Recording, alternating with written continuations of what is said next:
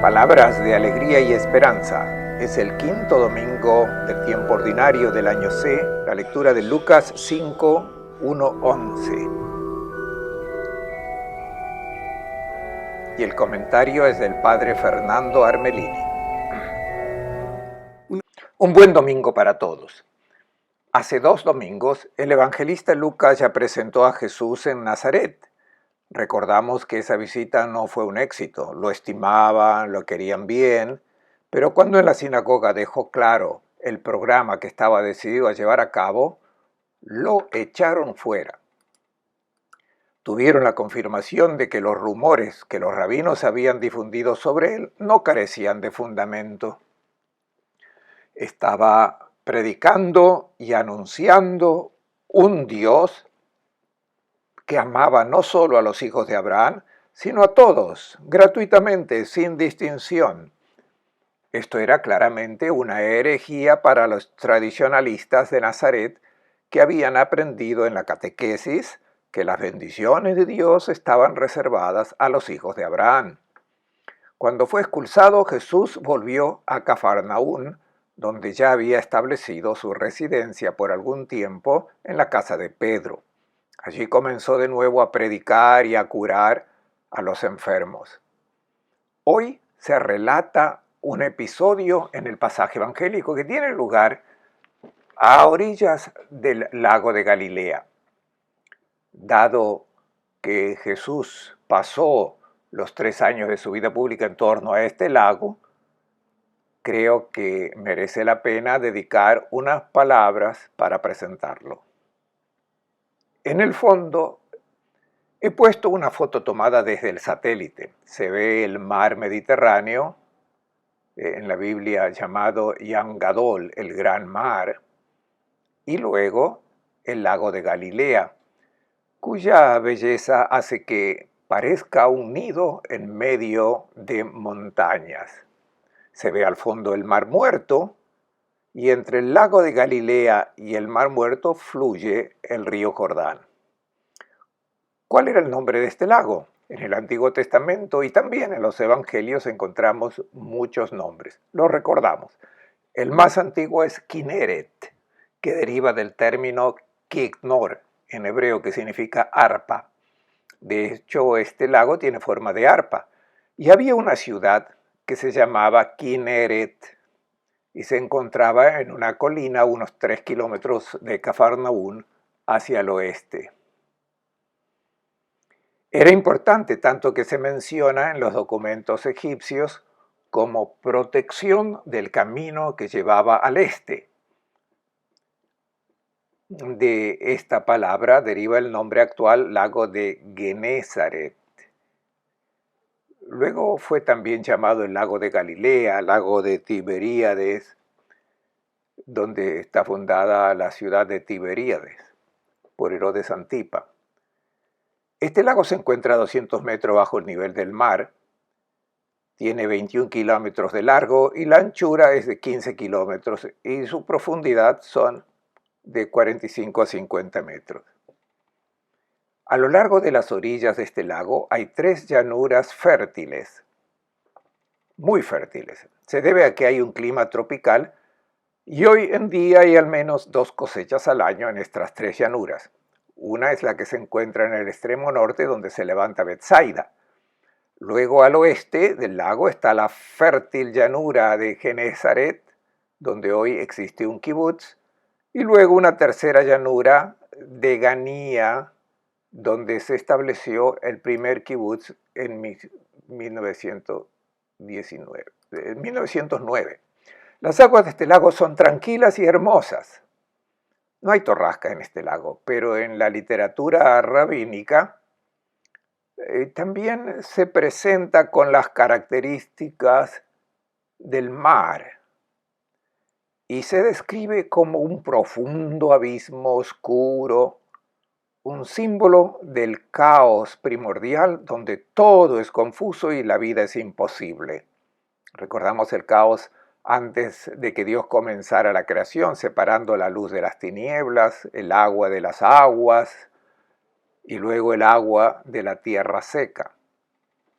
En la literatura rabínica este mar de Galilea también adquiere las connotaciones del mar y por lo tanto la sede de las fuerzas del mal, de las impurezas, de las fuerzas demoníacas. Por tanto, no nos sorprende que cuando Jesús expulsa la impureza de las tierras paganas, esta impureza acaba en los cerdos, que es un animal impuro, y estos acaban en su casa, en el mar. Pero prestemos atención a este simbolismo del lago, porque es un lago cuando se lo llama mar, porque si tomamos ciertos episodios como una crónica, ya no entendemos nada. Cuando se lo llama mar, tiene un mensaje teológico, un simbolismo bíblico que hacen los evangelistas. También queremos recordar algunas ciudades que se levantaron a lo largo de estas orillas. Tengamos en cuenta que en la época de Jesús, las orillas de este lago estaban mucho más pobladas que hoy. Había aldeas por todos lados, también porque era un lugar muy pesquero. Y luego están estas llanuras fértiles con abundante agua. Recordemos Tiberíades, que ven al fondo, que fue fundada por el rey Herodes Antipas y el emperador se llamaba Tiberio, de ahí el nombre en honor del poderoso de la época. Luego está Magdala y también el importante lugar de Cafarnaún, donde Jesús estableció su residencia. A pocos kilómetros de Cafarnaún, un poco más al norte, está Corazín y luego Betsaida, de donde salieron 5 apóstoles, Pedro y Andrés, Santiago y Juan y Felipe. Pedro y Andrés habían dejado su ciudad natal y se habían establecido en Cafarnaún. También pueden observar Gerasa. Esta ciudad estaba ubicada al este del lago y por lo tanto en tierra pagana. Aquella no era la tierra santa y por eso cuando Jesús llega a esta tierra pagana, no es de extrañar que su palabra expulse la impunidad, expulse a esos demonios que deshumanizan. Estemos atentos cuando se habla sobre este mar. La referencia es a un lenguaje teológico con imágenes bíblicas. De lo contrario puede llevarnos a confusión y no captar el mensaje que el evangelista nos quiere comunicar. Escuchemos ahora lo que nos dice Lucas. La gente se agolpaba junto a él para escuchar la palabra de Dios mientras él estaba en la orilla del lago de Genesaret. Vio 2 barcas junto a la orilla. Los pescadores se habían bajado y estaban lavando sus redes. Subiendo a una de las barcas, la de Simón, le pidió que se apartase un poco de la tierra. Se sentó y se puso a enseñar a la multitud desde la barca. La escena fue cuidadosamente compuesta por Lucas y es preciosa en cada detalle. Tratemos de reconstruirla. Jesús está rodeado de la multitud, escuchando su palabra. Siempre encontramos a Jesús rodeado de la gente cuando anuncia el Evangelio. Y no es de extrañar porque nosotros estamos bien hechos, experimentamos la necesidad de esta palabra, conscientemente o no. Todos sienten una profunda necesidad en su corazón de la palabra del Evangelio, la única que realmente llena nuestras vidas de sentido. Podríamos entonces también preguntarnos por qué hoy no hay alrededor nuestro, los predicadores, personas a nuestro lado para escuchar la palabra que anunciamos. Tal vez porque no corresponde perfectamente a la palabra del Maestro o no está anunciada con la misma convicción y el mismo amor. Veamos ahora una segunda escena. Jesús ve 2 barcas a lo lejos, cerca de la orilla, y a pescadores. Y se nos dirá más adelante quiénes son los pescadores. Son dos parejas de hermanos que trabajan en sociedad. Se han bajado de las barcas un día de semana y están ocupados en su trabajo, están limpiando sus redes, que es el trabajo más aburrido. La mayor parte del día para los pescadores del lago de Tiberíades se dedicaba a limpiar sus redes. Así que también están de mal humor porque no pescaron nada durante la noche. ¿Quiénes son? Son los discípulos. Sabemos que Jesús curó a la suegra de Pedro y es un invitado en la casa de Pedro, pero no es suficiente ser discípulos. No pertenecen a las multitudes, se apartan de las multitudes, ya conocen a Jesús, pero a él no le basta con tener discípulos. Discípulo viene de dicere, compartir. Uno aprende la lección del maestro y se compromete a encarnarla en la propia vida. Esto no es suficiente para Jesús y este es el mensaje central del Evangelio de hoy. ¿Qué hace Jesús ahora con este grupo de discípulos? Se dirige a ellos, entra en la barca de Simón y le pide que se aleje de nuevo un poco de la tierra. Notemos que Lucas empieza a destacar la figura de Pedro. Es la barca de Pedro. Y este Pedro pone a disposición la barca para que Jesús pueda anunciar su evangelio. En toda la obra de Lucas, en el Evangelio y luego en los Hechos de los Apóstoles, cuando presenta la vida de la comunidad cristiana, destacará que siempre es Pedro quien entra en escena en los momentos en los que tienen que hacer elecciones y tomar decisiones importantes. Será él quien asuma la responsabilidad última. Pedro tiene una misión importante que llevar a cabo, y es la barca en la que Pedro está presente, desde donde Jesús proclama su evangelio. Hoy también esa barca debe anunciar el evangelio. Ya empezamos a entender qué símbolo representa. Es la comunidad cristiana. De hecho, Jesús se sienta en esta barca y empieza a hablar a las multitudes. No es una imagen realista si se toma como crónica. Solo piensa en lo incómodo que es hablar desde una barca desvencijada a una gran multitud. Cuando acompañaba a grupos a Tagba, les hacía observar esta escena. Por lo tanto, la imposibilidad de hablar a una gran multitud desde una barca. La escena es una parábola. Quiere decirnos lo que ocurre en la comunidad cristiana de la que sale la palabra del Maestro y tiene que llevar a toda la humanidad, la gran multitud. Pedro entonces empieza a involucrarse en este anuncio. ¿Qué hace Pedro en este momento?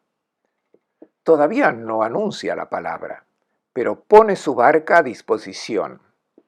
Y aquí podemos tener un mensaje muy práctico y actual.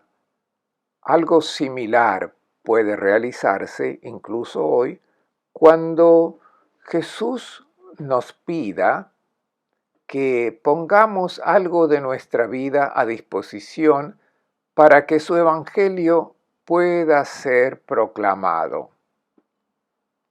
Hay mucha gente hoy que, por ejemplo, ponen una habitación de su casa a disposición de los grupos bíblicos para que las hermanas y hermanos puedan reunirse para reflexionar sobre la palabra de Dios. Pedro ha puesto su barca a disposición. Incluso hoy, el verdadero discípulo está llamado a poner algo a disposición si realmente cree en la importancia de que la palabra del Maestro llegue al mundo. Escuchemos ahora lo que sucede cuando Jesús concluye su predicación desde la barca de Pedro.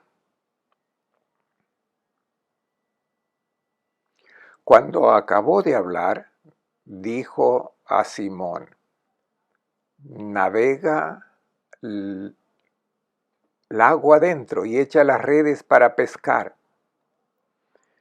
Le replicó Simón: Maestro, hemos trabajado toda la noche y no hemos sacado nada, pero ya que lo dices, echaré las redes.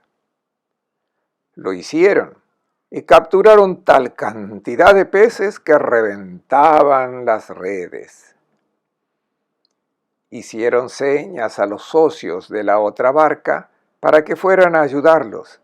Llegaron y llenaron las dos barcas, que casi se hundían.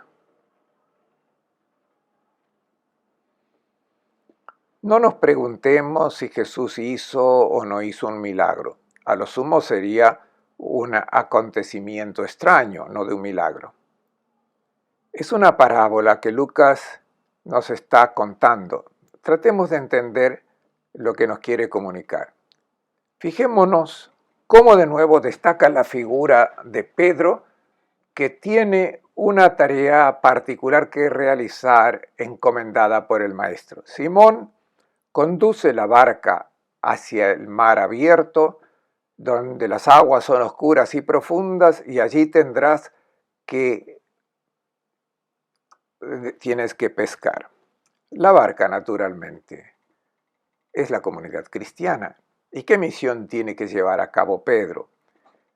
Creo que se puede resumir en las palabras que le dirige Jesús durante la última cena, cuando le anuncia que le negará, pero le dice: Simón, Simón, he rezado por ti y una vez que te hayas arrepentido, confirma en la fe a tus hermanos. Esta es la misión que fue confiada a Pedro y a sus sucesores. Deben reconocer su propia fragilidad y mantener a los hermanos siempre unidos en el seguimiento del Maestro.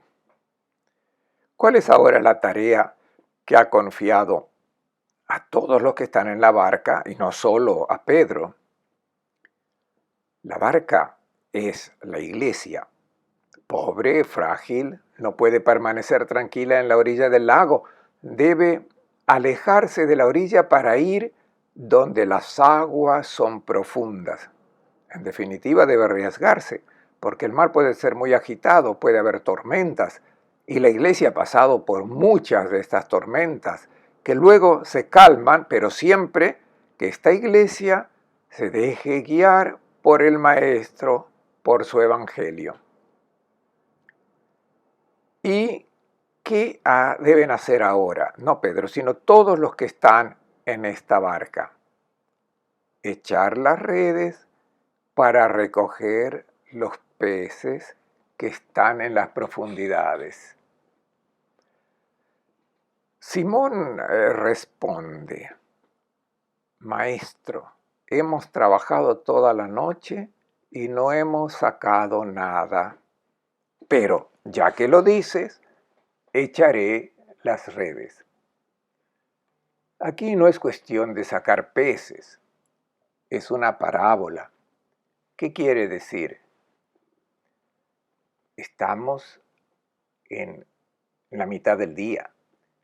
Los peces durante el día están en las profundidades y para un pescador, echar las redes durante el día significa realizar un esfuerzo inútil.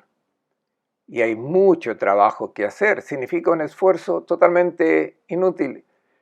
Y también existe el gran riesgo de ser burlado por los colegas que siguen el sentido común, su experiencia, y ven que Pedro está haciendo algo absurdo. Jesús está diciendo: la tarea que confío a la comunidad de mis discípulos en ciertos momentos puede ser una petición que parece absurda, pero si confías en mí, dará resultados. De hecho, Pedro duda, porque luego, si las cosas salen mal, será ridiculizado por sus colegas. La lógica humana, de hecho, en ciertos momentos sugiere lo contrario de lo que en cambio recomienda el Evangelio. Pero Pedro dice, la lógica humana me diría lo contrario, pero si tú me lo pides, confío en ti, echaré las redes. Esta decisión en la vida cristiana ocurre muy a menudo cuando el sentido común sugiere que no debemos hacer lo que el Evangelio nos pide. Si confiamos en el Evangelio, los prodigios ocurren. Por ejemplo, el Evangelio me pide un amor sin condiciones, gratuito. Y en ciertos momentos me pregunto si sirve para algo. ¿No será mejor que siga el sentido común que me dice, piensa más bien en ti mismo, en tu interés, haz lo que quieras? El sentido común me diría eso. Pero si tú me lo dices, confío en ti. Y habrá resultados prodigiosos. Esto es lo que nos dice la parábola de la pesca prodigiosa. El perdón incondicional. El sentido común me diría que le haga pagar para que entienda, pero el perdón incondicional va en contra de mi naturaleza. Si confío en el Maestro, habrá un gran resultado. La lógica humana dice que no, pero si me lo pide Él que lo haga, lo haré. Esta es la fe. El amor incondicional a un cónyuge, habrá que mantenerlo aunque requiera un gran compromiso, un gran sacrificio.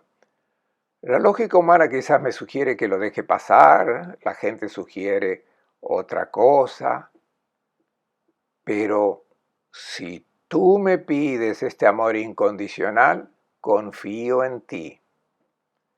Puede que hasta se rían de mí, puede que me consideren un perdedor, un fracasado, si pudiendo usar mis habilidades, la posición que he alcanzado, los conocimientos que tengo, si lo uso todo para hacerme rico, para acumular bienes, para disfrutar de la vida. La gente me diría que estaba bien, que lo hiciera. En cambio, pongo todo de mí al servicio del hermano, de las necesidades de los demás, para crear paz y amor. Él me sugiere esto. ¿De quién me fío? ¿De la lógica de este mundo o la de él?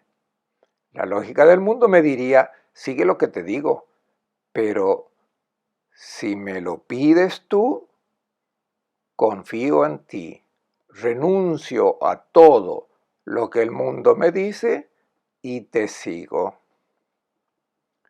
Aquí es donde se juega la fe. Prefiero confiar en tu palabra porque solo tú tienes palabras de vida. Las otras son propuestas que pueden ser tentadoras, pero no son palabras de verdad. Esta es la parábola que concluye con esta enseñanza. Quien confía en la palabra del Maestro obtiene grandes resultados, resultados prodigiosos. Ahora tenemos la reacción de Pedro. Es la misión que Jesús encomienda a todos los discípulos. Termina la parábola y llega el mensaje dirigido a toda la comunidad cristiana de hoy.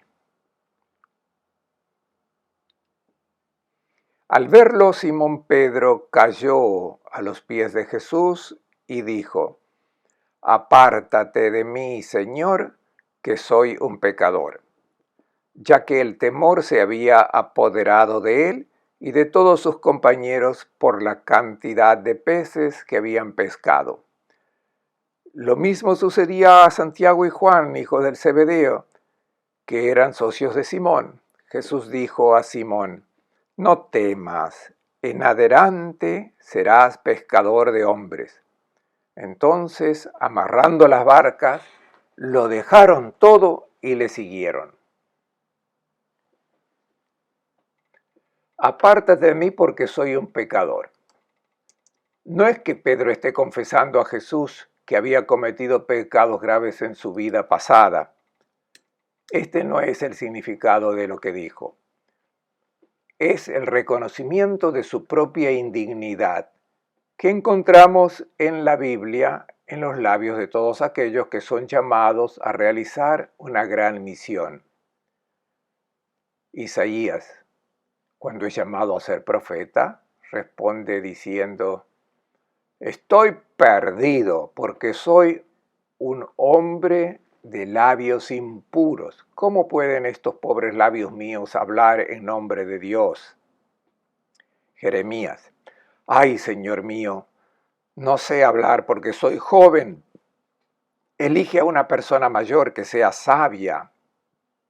Moisés: mi Señor, no soy un buen orador. ¿Cómo puedo ir al faraón? Soy torpe de boca y lengua. Pablo también reconoce su propia dignidad. Soy el más pequeño de todos los apóstoles y ni siquiera soy digno de ser llamado apóstol porque he sido un perseguidor. He aprobado la muerte de Esteban. Esta será la gran preocupación que Pablo tendrá durante el resto de su vida. En la segunda carta a los Corintios dirá: llevamos un tesoro precioso, que es el Evangelio, lo llevamos en vasijas de barro. El barro es impuro. Nosotros somos impuros. Tenemos un gran tesoro que llevar al mundo, pero lo llevamos en nuestra indignidad. Es la toma de conciencia, por lo tanto, de la inmensa distancia entre el Evangelio que debemos anunciar al mundo y nuestra incapacidad de llevar a cabo esta misión. Ahí está el asombro del resultado. Los discípulos se asombraron porque han comprobado algo maravilloso e inesperado. Si nos preguntamos quién produce este prodigio, vemos que no es Jesús directamente, sino la fe de los discípulos. El hecho es que confiando en la palabra de Jesús, comprueban, verifican resultados extraordinarios. Seguimos pensando nosotros que la fe deriva de los prodigios. Cuando uno presencia algún milagro, entonces empieza a creer. No, es exactamente lo contrario. Los milagros ocurren cuando confiamos en el Evangelio.